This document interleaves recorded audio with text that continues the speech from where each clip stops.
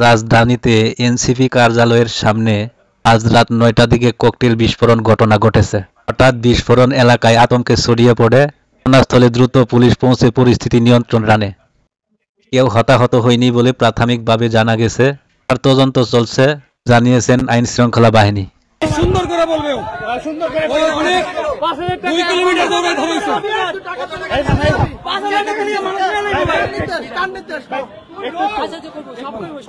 সামনে তো প্রেসের সাথে কথা বল। এই তরিকুল ভাই প্রেসের সামনে একটু কথা বল ভাই। এদিকে দেখা ঢুকাচ্ছে ভাই সবই বলবো।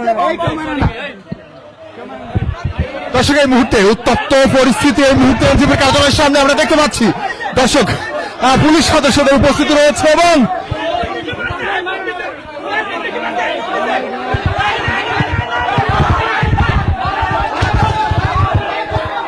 দর্শক এই মুহূর্তে আমরা রয়েছি এনসিপির প্রধান কার্যালয়ের সামনে বাংলা মোটর। আমরা দেখতে পাচ্ছি একজন ব্যক্তি ককটেল বিস্ফোরক করে কিন্তু তিনি পালিয়ে যাচ্ছিলেন। এনসিপির নেতাকর্মী যারা রয়েছেন তারা কিন্তু তাকে আটক করেছে এবং এই মুহূর্তে আমরা দেখতে পাচ্ছি দর্শক এনসিপির প্রধান কার্যালয়ের সামনে সরাসরি আমরা রয়েছি এবং এই মুহূর্তে দেখতে পাচ্ছেন উত্তপ্ত পরিস্থিতি বিরাজ করছে। পরপর 2টি ককটেল বিস্ফোরণের ঘটনা ঘটেছে এবং আমরা দেখেছি আজকে রাজধানীর